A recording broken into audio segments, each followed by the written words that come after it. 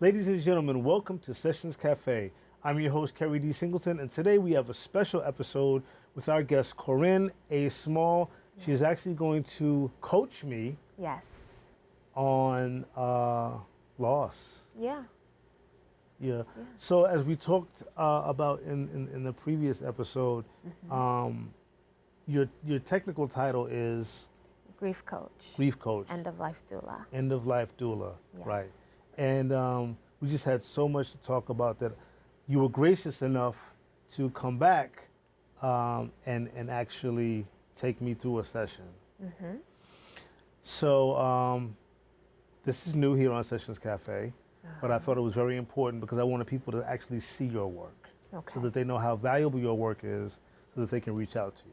Got it. So I'm going to give you the floor. right. This is your episode. Okay. So So what I like for you to do, ground yourself.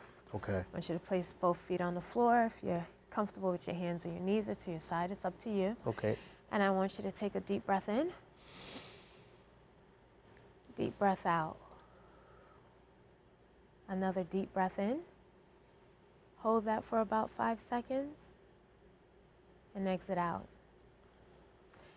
I want you to take this moment to travel back in time to where something shifted and changed in your life.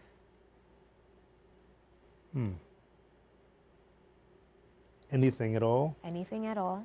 Okay. And I want you to just sit in it for a second. Just sit in it for a moment. I want you to get all of those feelings, feel them. Yes, I do. All right. Take me there. I decided to pick the moment that I became a man, which was when I moved to New York City Okay. in 1996, following my father's death in September of 1996. I decided, for a variety of reasons, not just because of my father's death, that it was just time for me to leave the nest. And instead of, most people leave home, they move around the corner or move down the street or something. I moved from Boston, Massachusetts to Bushwick, Brooklyn. Okay. How did you feel when you moved? What was that feeling that you had? I definitely felt like it was my emancipation. I had wanted to leave Boston long before 1996, years, maybe even a decade before 1996. I was 24 years old. Again, my father had been killed that summer. And there were a lot of other incidents that happened before and after that year. And I just felt like it was time, especially since my father's murder was unsolved and still is. And so growing up in a city that's pretty small, I didn't know who killed my father. And that person could have been walking a block away from me or passing me by on a subway. So I felt, for a variety of reasons, that it was time for me to leave. So now we are in your first apartment after everything has transpired. Well, it was a room. Your room. Yeah. And the world is asleep and you are up. And you have all these thoughts going through your head. Describe that to me. Your very first night as a man, as you stated, in your own place without your dad. So I moved to Brooklyn with my best friend, one of my best friends. We moved there together from Boston. So it was a room that I shared with him. It was a bed that I shared with him.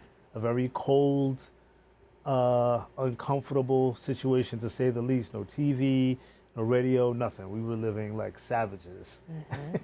And as Cecil Wade would say. And but I was in my own space.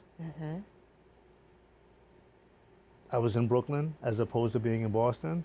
So I was wrestling with a lot of different emotions, missing mom, missing my family in Boston, but also the newness of it all. I wasn't unfamiliar with New York City at all, but I was definitely a new resident, and that was very different. with you being a new resident, as a fatherless son, how did that make you feel in that moment? Very angry. Very angry. Very shortly after I moved to New York City, I was blessed to move to New York with a job. I was working with a record company, Palm Tree Records. We promoted artists like Little Vicious, a lot of reggae artists, Patra, Beanie Man, Buju Banton, and Shaggy. And I remember going to the office one day from Brooklyn, and my boss says, "There's something for you in the break room."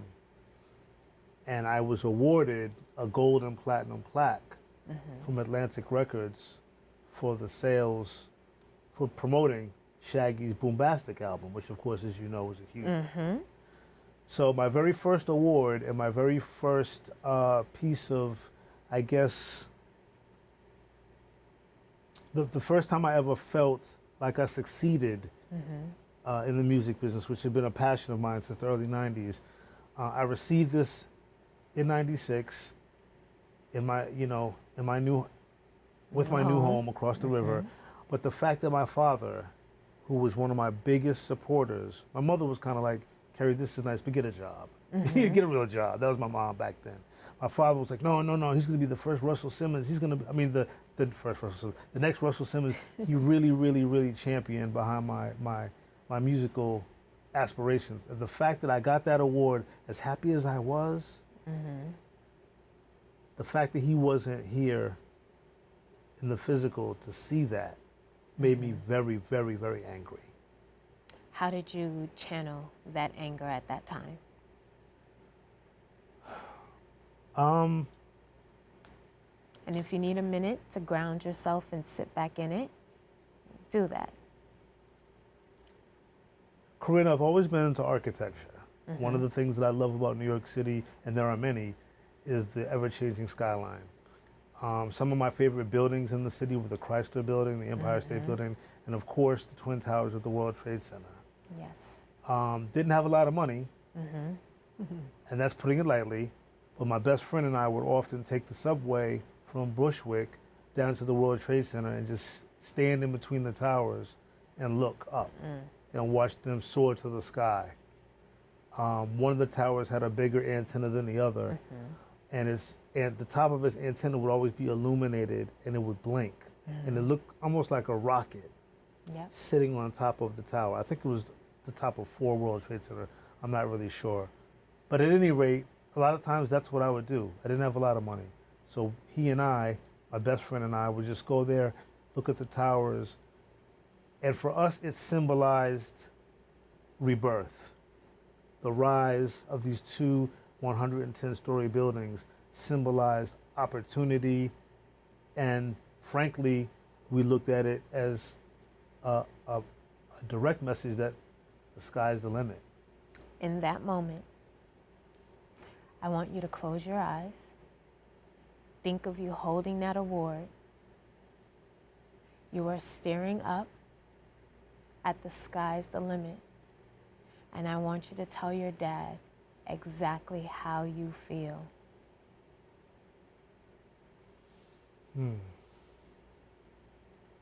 Felt or feel? Nope, feeling right now. You're in the past, but I want you to talk to him now. You missed a lot. You missed a lot, Dad. In the past 29 years since your life was taken, my brother, your younger son, is about to open his 3rd dispensary in Boston. He's got a beautiful girlfriend, makes a lot of money, smokes a lot of weed, but he's very happy and he's very successful. As for myself, you would have been proud of me as well. You would have been proud of not only the things that I've done, the places that I've been, but I think moreover you would be proud of the person that I've become and the people that I've surrounded myself with, who are great, and I feel they are a reflection of the love that I give to other people. But you missed a lot, and I think that if you were here, you would be extraordinarily proud of both of your sons. All right. Close your eyes. I want you to feel as if you are receiving the hug that you missed for those 29 years.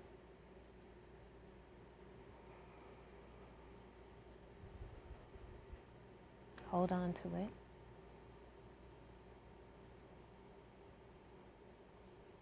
Now I want you to open your eyes and look at now. And let me know how that has shaped you into the man that you are today. And all of the things that you have done for others that I can assume is in memory of your dad.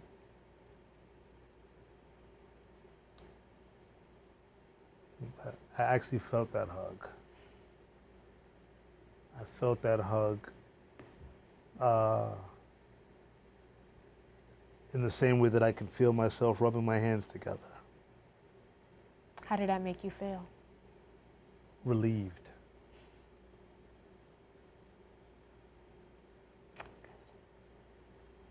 Good. Relieved. Because you needed it.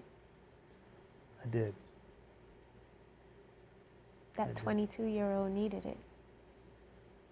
Yeah. A 22-year-old, well, 24, 24, when my father died. Yeah, I was 22 when my grandmother died 2 years before that.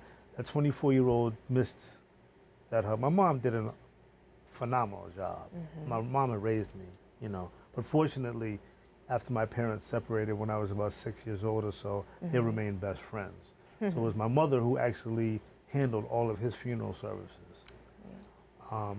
And I remember saying at his funeral when I spoke at the podium, something to the effect of, I'm in so much pain right now because he was a good dad. He wasn't perfect by any stretch of the imagination, but he was a good father. He loved his sons. And it just seemed so unfair to me at the time that he should lose his life in such a violent way, and that despite all of the people that he did love up in Boston, which was also his hometown, nobody seemed to... Life moved on, basically. Yeah, nobody seemed to help when it came to the... Nobody helped with the arrest. Nobody knew anything. The streets closed their mouths, and I felt that that was kind of cold because my father was so much the opposite. You know, he loved, he did his dirt.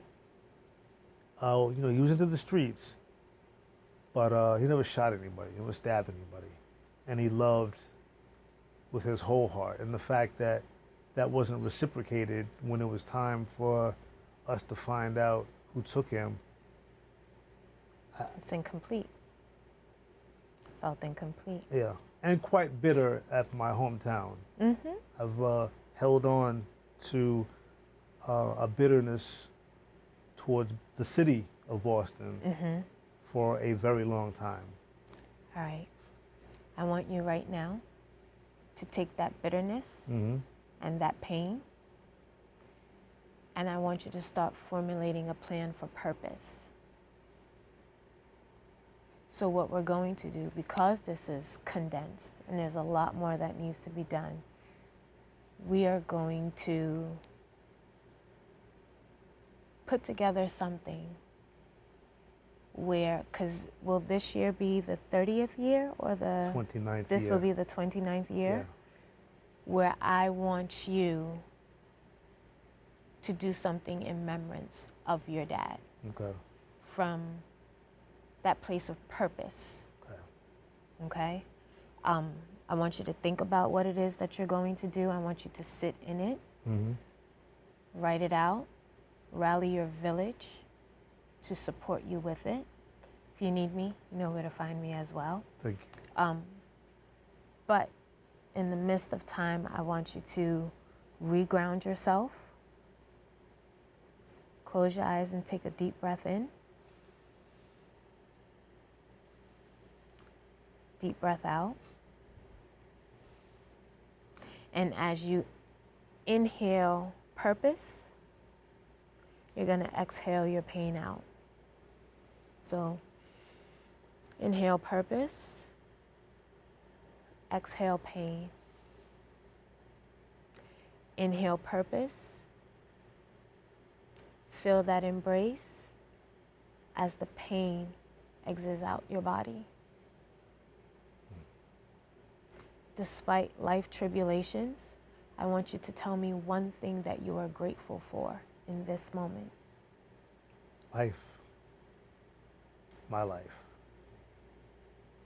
And I want you to continue to be grateful for that life and live it knowing that your dad is proud.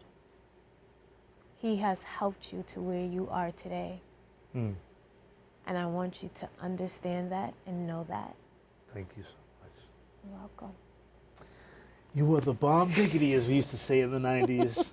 And I thank you. You are welcome. Thank you. We'll see you next time.